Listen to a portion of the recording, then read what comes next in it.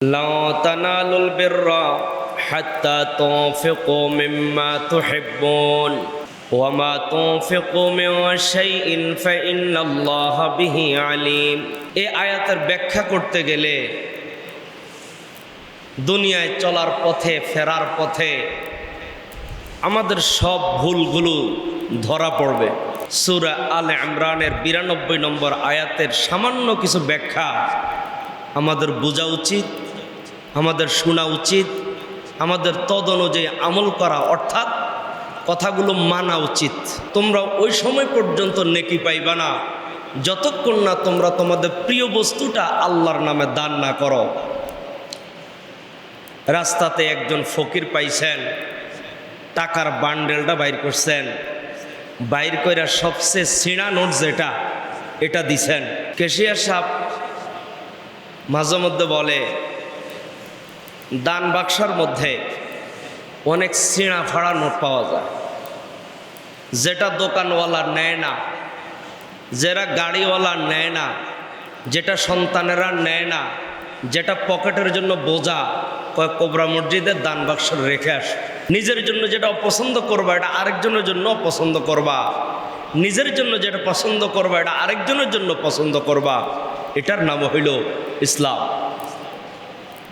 তো যে কথা আমি আপনাকে বুঝাইবার চাই সেটা হলো ওই সময় পর্যন্ত তোমরা পূর্ণাঙ্গ ইমানদার হতে পারবে না যতক্ষণ না তোমরা তোমাদের প্রিয় বস্তু আল্লাহর নামে উৎসর্গ না করো।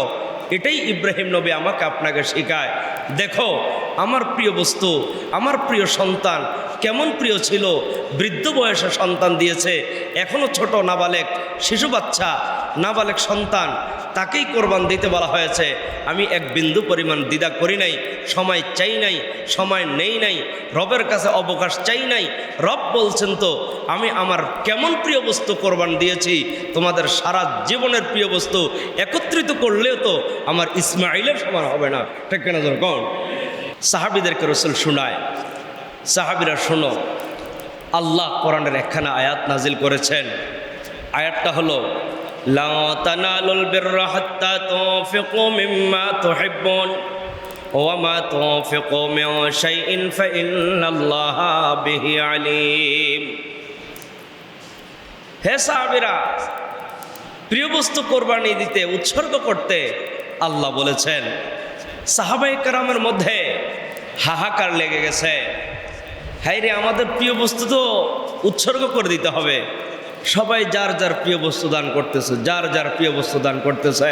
মসজিদে নববীর নিকটবর্তী যে খেজুর বাগানটি ছিল সেটা ছিল হযরত আবু তালহা রাদিয়াল্লাহু তাআলা আনহুর খেজুর বাগান। আবু তালহার কাছে যখন এই আয়াত আসলো, আবু তালহা তাৎক্ষণিক বলল, হায় হায় আমার প্রিয় বস্তু তো এই খেজুর বাগান, এমন খেজুর বাগান যে খেজুর বাগানে মুহাম্মদ সাল্লাল্লাহু আলাইহি ওয়াসাল্লাম এসে গাছের ছায়া নিতেন, নবীজি এসে ওযু করতেন, নবীজি এসে পানি পান করতেন, রসুল নিজে এসে এই খেজুর গাছ থেকে খেজুর খাইতেন। এটাই তো আমার সবচেয়ে প্রিয় খেজুর বাগান। সুতরাং আল্লাহ বলছেন প্রিয় বস্তু খেজুর দান করে দিতে। আমার প্রিয় বস্তু হইল খেজুর বাগান। ইয়া রাসূলুল্লাহ, ইয়া হাবিবাল্লাহ, রব্বে কাবা, আল্লাহ পাক যেহেতু বলছে প্রিয় বস্তু কোরবানি দিতে, আমি আমার দামি মহা মূল্যবান খেজুরের বাগানটি আল্লাহর রাস্তা দান করে দিলাম। রসুল খুশি হয়ে গেছে, রসুল খুশি হয়ে গেছে। সাহাবীরা কেমন মানে আল্লাহ পাকের কোরআনের আয়াতকে, আমার সাহাবীরা কেমন মানে আল্লাহ পাকের হুকুমকে, খুশি হয়ে গেছে। আল্লাহর নবী বলেন আবু তালহা, আল্লাহর নবী বলেন হে আবু তালহা, আমি যেটার মধ্যে খুশি হই আমার আল্লাহ তাতে খুশি হয়। আবু তালহা, তুমি আল্লাহর বিধান পালন করতে গিয়া প্রিয় খেজুর বাগানটা দান করে দিয়েছ। আমি যেমন খুশি হয়েছি, তোকে যে আল্লাহ খেজুর বাগান দিছে সেই আল্লাহও তেমন খুশি হয়েছে। আমার ভাইয়েরা বুঝে থাকলে বলেন, আপনার কোনো ইবাদত সম্পর্কে যদি আপনি জানেন আল্লাহ খুশি হয়েছে, খুশি কেমন লাগবে? ঠিক কিনা জোরে গাও। আমি যদি জানতে পারি আজকে ফজরের নামাজটা আমি পড়েছি, এটা রসুলের মাধ্যমে জানায়া দিছে আল্লাহ কবুল করেছেন, কেমন খুশি লাগবে? ঠিক না? বছরকে বছর হয়ে গেছে নামাজ পড়ি। আমার ভাইয়েরা, আমার বন্ধুরা, সাহাবীরা মৃত্যুর সময় কাঁদতেন, সাহাবীরা মৃত্যুর সময় চোখের পানি ছেড়ে দিতেন। জিজ্ঞাসা করা হতো আপনি কেন কাঁদলেন? বলে জীবনে কত রুকু করেছি, জীবনে কত সেজদা করেছি, আল্লাহ কয়টা কবুল করছে এই জন্য কান্দি। ঠিক কেনা জোরে কান? আমার ভাইয়েরা, আমার বন্ধুরা, অনেক মুসল্লিদেরকে আমি চিনি যারা নিয়মিত 5 ওয়াক্ত নামাজ পড়েন, নামাজ ছেড়ে দেন না। জীবনে কি কোনো সময় কল্পনা করেছেন, মাথায় এসেছে এ কথা, আল্লাহ রে আমার কয়টা রুকু তুমি কবুল করেছ, আমার কয়টা সেজদা তুমি কবুল করেছো? তুমি না কোরআনের এক আয়াতের মধ্যে বলেছেন আইয়ুকুম আহসানু আমালা, ওই আমল আমি গ্রহণ করি যে আমলটা সুন্দর হয়। আমি তো দেখি আমার রুকুটা সুন্দর হয় নাই। কেন কেন সুন্দর হয় নাই? আমি রুকুতে গেলে কখন দাঁড়াইব পেরেশানি হইয়া যাই। ঠিক কেনা বলেন না? আমি সেজদায় গেলে পেরেশানি হয়ে যাই, কখন আমি সেজদা থেকে মাথা উঠাইব। আমি ছোটকাল থেকে এখন পর্যন্ত নামাজ পড়ি, আল্লাহু আকবার বলে শুরু করি, ঠিক আছে, শুরু থেকে শেষ পর্যন্ত কি বলি আমি নিজেই জানি না। একটা কিছু তো বলি, এই যে আল্লাহু আকবার, এটার একটা অর্থ আছে। আলহামদুলিল্লাহ সূরার একটা অর্থ আছে। যেই সূরাটা আপনি পড়েন আলাম তারা সূরার একটা অর্থ আছে। রুকুর মধ্যে গিয়ে সুবহান রাব্বিয়াল আযীম পড়ি, এটার একটা অর্থ আছে। সামি আল্লাহু লিমান হামিদা রব্বানা লাকাল হামদ হামদান কাসীরান তাইয়্যিবান মুবারাকান ফীহি, প্রত্যেকটা শব্দের একটা অর্থ আছে। সিজদার মধ্যে গিয়া সুবহান রাব্বিয়াল আলা পড়ি, এটার একটা অর্থ আছে। 2 সিজদার মাঝখানে বসে পড়ি আল্লাহুম্মা গফিরলি ওয়ারহামনি ওয়াহদিনি ওয়াআফিনি ওয়ারযুকনি, এটার একটা অর্থ আছে। আত্তাহিয়াতুর একটা অর্থ আছে, দুরুদের একটা অর্থ আছে। আল্লাহুম্মা ইন্নী যালামতু নাফসি দুআ সূরার একটা অর্থ আছে। ডাইনে বামে সালাম ফিরানোরও কিন্তু একটা অর্থ আছে। এই যে নামাজগুলো আমরা পড়ি বছরকে বছর, আজ পর্যন্ত জানি না কি পড়ি। ঠিক না বলেন না? এইবার বুঝে থাকলে নিজের নফসকে প্রশ্ন করেন, এর নফস, সেজদা করতে করতে হাঁটুর মধ্যে মেজ ফালাইয়া দিছি, কালো দাগ ফালাইয়া দিছি। সেজদা করতে করতে কপালের মধ্যে দাগ ফেলে দিয়েছি। রুকু সেজদা করতে করতে আগের মতো আর রুকু সেজদা করতে পারি না। এই যে দুর্বলতা এসে গেছে নামাজ পড়তে পড়তে। কিন্তু কয়টা রুকু কবুল হইল, কয়টা সেজদা কবুল হইল আমরা বলতে পারি না। ঠিক কেন বলেন না?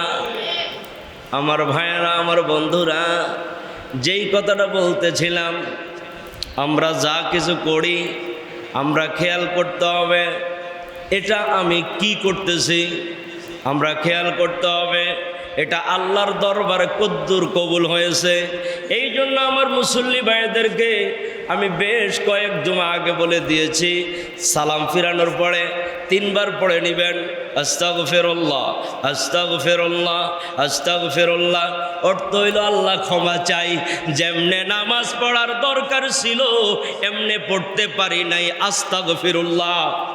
ঠিক না বলেন না? আল্লাহ বলবে আমার বান্দা নিজেকে স্যালেন্ডার করে নিছে, বান্দা দুর্বল। আমার বান্দা নামাজও পড়েছে, স্যালেন্ডার করেছে। আমার বান্দা কয় আল্লাহ ভুল হইছে, মাফ করো। আর আমার নামই তো গফুর, আমার নামই তো রহিম। ঠিক কেন দরকার? গফুর কে আর রহিমও কে? এই জন্য ক্ষমা চাইব আল্লাহর কাছে, দয়াও চাইব আল্লাহর কাছে। আল্লাহর নবী আবু তালহা, আমি যেমন খুশি হয়েছি আল্লাহ খুশি হয়েছে। যাক, তোমার প্রতি আল্লাহ রাজি এবং খুশি। এইবার শোনো, তোমার এই খেজুর বাগান অন্য কাউকে দান করতে হবে না, তোমার এই খেজুর বাগান তোমার আত্মীয়দের মধ্যে যারা গরিব দুঃখী আছে তাদেরকে দান করে দাও। সুবহানাল্লাহ। আবু তালহা তখন আত্মীয়দের মধ্যে কি দিছে? এই খেজুর বাগানটা দান করে দিয়েছে।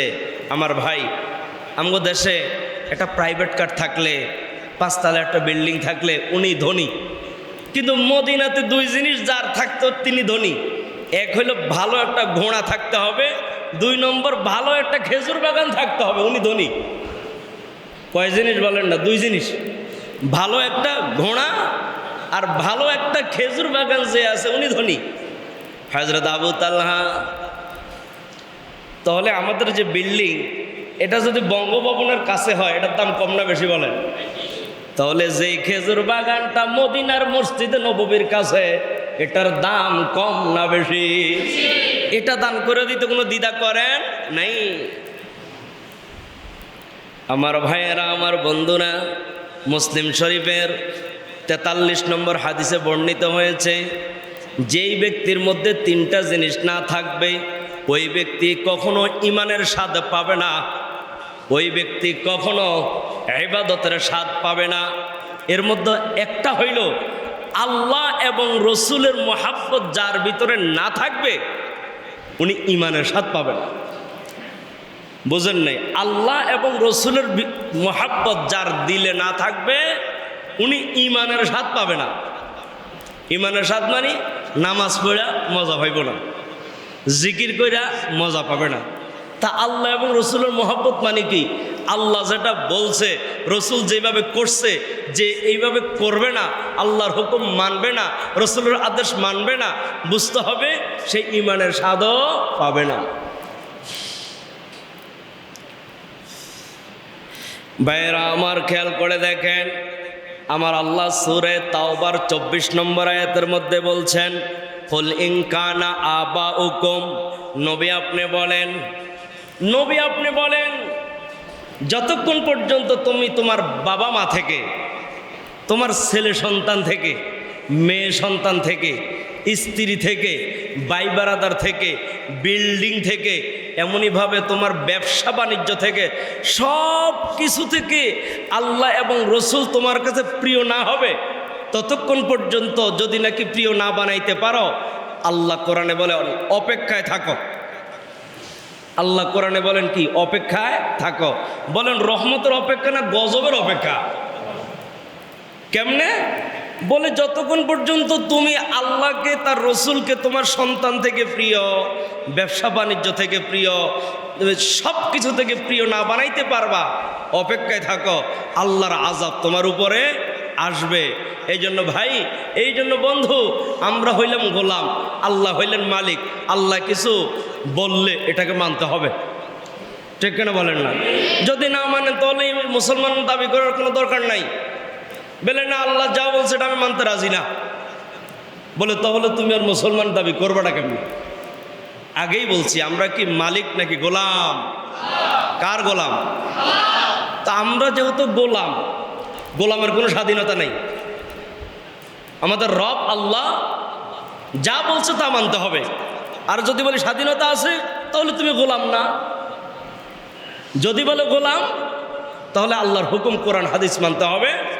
আর যদি বলে গোলাম না, তাহলে মানার দরকার নাই। আর দুনিয়া সিজিনুলিল মোমেন ও জান্নাতুলিল কাফের, অপশন দেওয়া আছে তো। যারা কোনো কিছুই মানে না এদেরকে আমরা বলি নাস্তিক। কোরআনের ভাষায় এদেরকে বলে কাফের। বলেন, কোরআনের ভাষায় এদেরকে কি বলে? কাফের।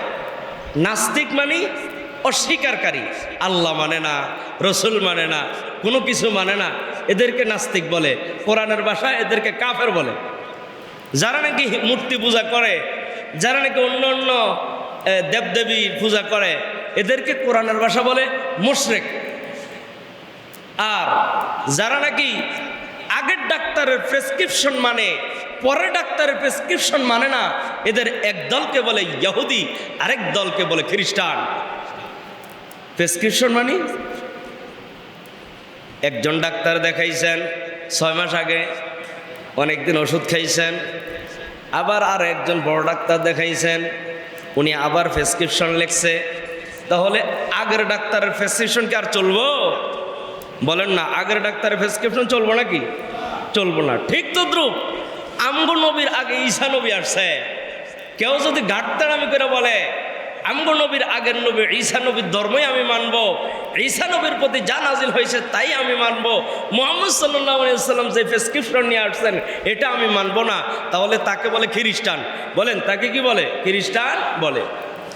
আর কেউ যদি বলে আমি মুহাম্মদ সাল্লাল্লাহু আলাইহি ওয়াসাল্লাম এটা মানবো না, আমি ঈসা নবীর আগের নবীর নাম মুসা নবীরটা মানবো, তাহলে এদেরকে বলা হয় ইহুদি। এদেরকে কি বলা হয়? যেরকম ইহুদি। তাহলে আমরা ইহুদি হইতেও রাজি নাই, খ্রিস্টান হইতেও রাজি নাই, মুশরিক হইতেও রাজি নাই, আমরা মাজুসি হইতেও রাজি নাই, আমরা নাস্তিক হইতে রাজি নাই। আমরা আসি তাওহীদে বিশ্বাসী, এক আল্লাহ বিশ্বাসী, শেষ নবীকে শেষ রসুলকে আমরা রসুল হিসাবে মানি। ঠিক কেন যেরকম? এদেরকে বলা হয় মুমিন, এদেরকে বলা হয় মুসলিম, এদেরকে মুসলিম বলা হয়, আত্মসমর্পণকারী বলা হয়। আমার ভাইয়েরা, মুআজ্জাজ হাজিরিন, তার মানে আমি বুঝাইতে চাইলাম এ কথা, আল্লাহর হুকুম যদি মানি তবেই আমরা বান্দা, আল্লাহ রসুলের হুকুম যদি মানি তবেই আমরা বান্দা, যদি না মানি তাহলে তো আমরা নাস্তিক হয়ে গেলাম। এখন সমাজের মধ্যে এমন বহুত লোক এমন আছে, উনি ওনাকে নাস্তিকও বললে রাগ হইয়া যায়, কাফের বললেও রাগ হইয়া যায়। ওনার জানাজার নামাজ কেউ যদি না পড়ে, যদি নাকি না পড়ে, তার আত্মীয় স্বজনেরা রাগ হইয়া যায়, কিন্তু তার কথাবার্তা উঠা বসা নাস্তিকের পরিচয়। ঠিক কেন বলেন না? ব্যাপারটা বুঝাইতে পারেনি মনে হয়।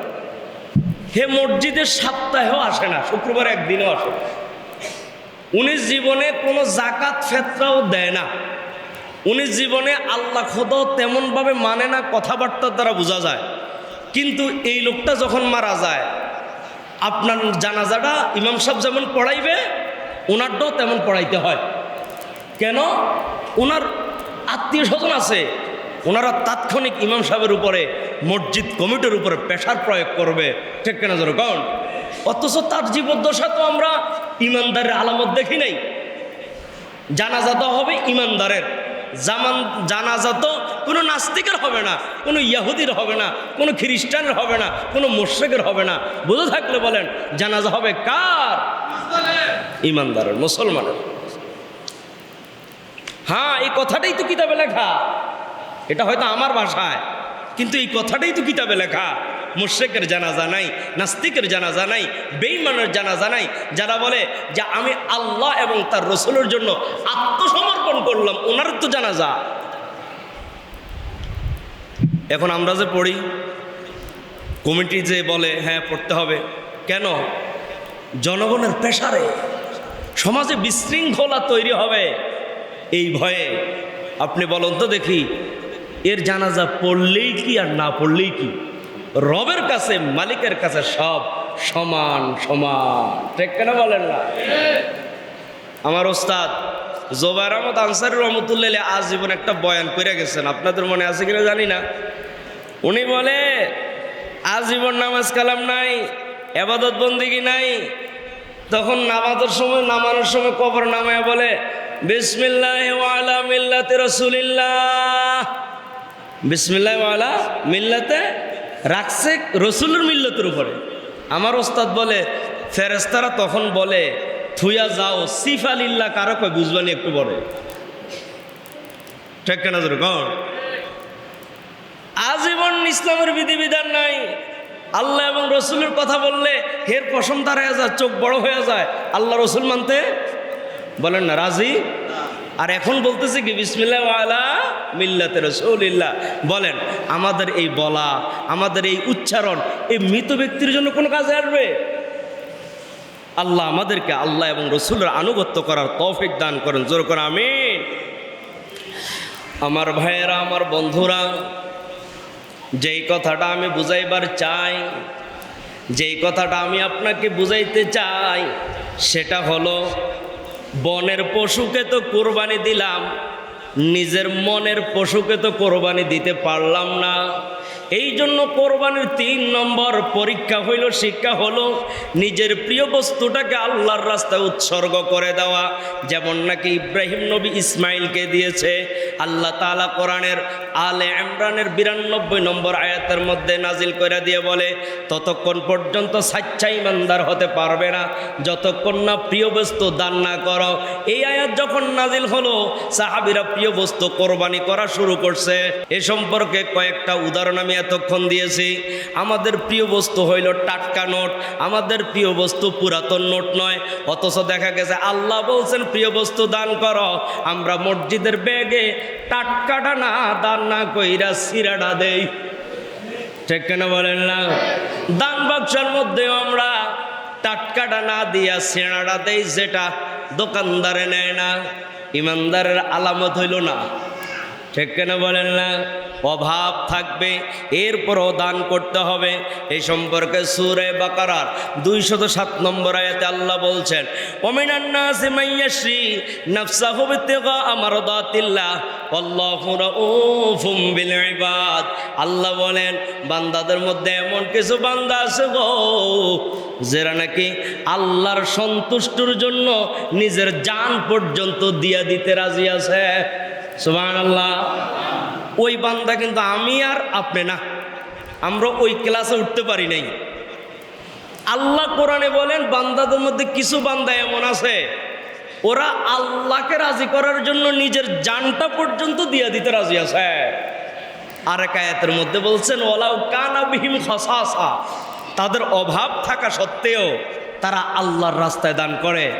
আরেক আয়াতের মধ্যে আল্লাহ রাব্বুল আলামিন বলছেন, তারা তাদের সম্পূর্ণ সম্পদকে একদিকে রাইখা আল্লাহ এবং তার রসুলের দিকে দৌড়ায়। এ সম্পর্কে যদি আমি একটা ঘটনা বলতে যাই, সেটা হলো সুহাইব রুমি রাদিয়াল্লাহু আনহু। উনি মক্কার একজন ধনী লোক ছিলেন। তো যখন বিধান নাজিল হলো যে রসুলকে বলা হলো আপনি মদিনাতে চলে যান, তো সবাই চলে গেল। এখন যখন সুহাইব রুমি রাদিয়াল্লাহু আনহু তার সব সম্পদ লইয়া রওনা দিছে, রওনা যখন দিছে তখন কাফেররা বলে, তোমাকে আমরা এত সম্পদ লইয়া যেতে দিব না, কেননা এই সম্পদগুলো আমাদের দেশের সম্পদ। এই সম্পদগুলো আমাদের দেশের সম্পদ। আমরা যেমন বলি তুমি বাইরের রাষ্ট্র থাকো, ঠিক আছে, কিন্তু আমাদের দেশের সম্পদ পাচার করতে পারবা না। ঠিক কাফেররা বলে, তুমি মদিনায় তোমার রসুলের মহব্বতে চলে যেতে পারো, তোমার আল্লাহর মহব্বতে চলে যেতে পারো, কিন্তু সম্পদ নিয়ে যাওয়া সম্ভব নয়। উদ্দেশ্য হইল, এত কোটি কোটি টাকার সম্পদ যদি রেখে দেই, সুহাইব রুমি কখনো মক্কা ছেড়ে মদিনায় যাব না। সুহাইব রুমি তখন কয়, ও মক্কার কাফেরেরা, আমার জীবনের শুরু থেকে এখন পর্যন্ত যত সম্পদ জমাইছি সব যদি দিয়া দেই, এরপরে আমার রসুলের কাছে যাইতে দিবে কিনা? বলে হ্যাঁ দিব। এইবার যখন নাকি এই কথায় রাজি হলো, সুহাইব রুমি ডাক দিয়া কয়, আল্লাহ রে, আমি তোমার মহাব্বতে, তোমার রসুলের মহাব্বতে আমার জীবন থেকে এখন পর্যন্ত যত সম্পদ অর্জন করেছে সব কাফেরদেরকে দিয়া তোমার এবং তোমার রসুলের মহাব্বতে মদিনায় রওনা দিছে। আল্লাহ খুশি হয়ে গেছে। আমার আল্লাহ খুশি হইয়া সূরা বাকারার 207 নম্বর আয়াত নাজিল করে দিছে। সুবহানাল্লাহ। সুহাইব রুমি, আমি যে বলছি প্রিয় বস্তু দিয়া হইল আমার সন্তুষ্টি হাসিল করার জন্য, তোমার ভিতরে এটা ছিল, তোমার ভিতরে এটা ছিল। আমার ভাইয়েরা বুঝে থাকলে বলেন, এই যে হাতে গোনা গোনা কয়েকটা কথা বলেছি, এর সাথে কিছুই আমাদের মিল আছে? কি মিল আছে? আমরা সব সময় ভালোটা নিজের জন্য রেখে দেই, খারাপটা দেই, আর অনেকে এটাও করে না। ঠিক কেন বলেন না? অনেকে খারাপটাও দেয় না। ওনার ইচ্ছা হইল কষ্টিপ লাগায়া, আঠা মাঠা লাগায়া গুলিস্তান গিয়া 500 টাকাকে 200 টাকা নিয়ে নিব, অসুবিধা কি? এমন কিছু আছে না? নাই বলেন না? এটা তো একদম থার্ড ক্লাস।